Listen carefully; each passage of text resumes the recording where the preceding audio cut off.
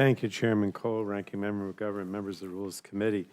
It's disappointing to be testifying on another bill that has not gone through regular order in the Energy and Commerce Committee, yet would have such detrimental implications should this policy be enacted. H.R. 185 would terminate the Centers for Disease Control and Prevention's requirement of proof of COVID-19 vaccination for air passengers entering the U.S. from a foreign country.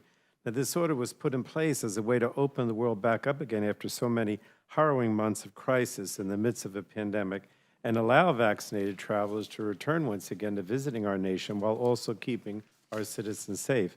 And I would think that is what we would all want. And that's why I'm perplexed. We're considering a bill to end this proclamation and once again have Congress step in to the shoes of our public health experts, epidemiologists, and global health officials and claim to know better than them what is best to keep Americans healthy and safe. In these first few weeks of this new Congress, this is the third bill the House will consider rolling back protections to stop the spread of COVID-19. Republicans made clear that they would prefer to put politics over science by rushing these bills to the floor without any consideration of the implications, without any committee hearings to hear from experts on what these bills could mean for the American people, and without any input from Democratic members who remain willing to have reasoned discussions about moving beyond the immediate emergency of COVID-19.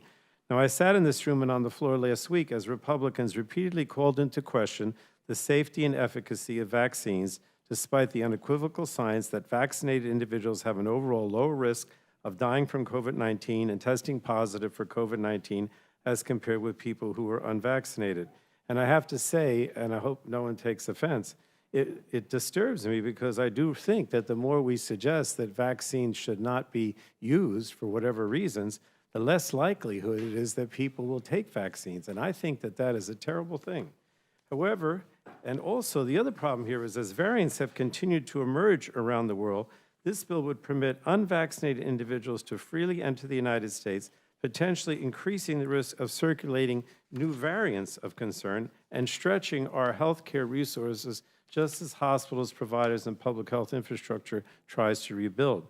In addition, H.R. 185 would also prohibit the CDC from issuing any successor or subsequent orders to require COVID-19 vaccination for foreign travelers in the future as well.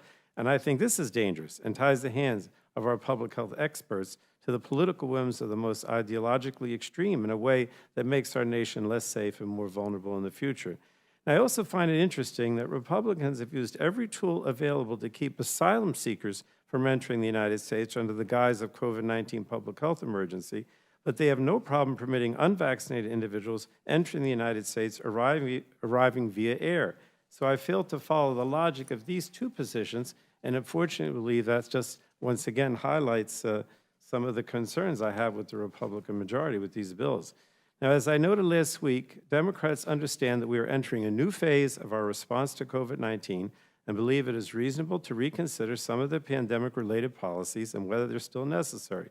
But instead of rushing partisan bills like this to the floor, we're willing to have bipartisan conversations on a path forward. However, we will never call into question the safety and efficacy of vaccines, undermine the expertise of our public health officials, or put politics over science. And unfortunately, this bill does that. And for that reason, I can't support it and happy to answer any questions. I yield back, Mr. Chairman. Thank you. Thank you very much. The Chair would advise we're going to continue to try and move through this, so members are certainly free to get up when we start voting and go and come back, and we'll certainly make allowance for our witnesses to do the same thing. Chair has no questions.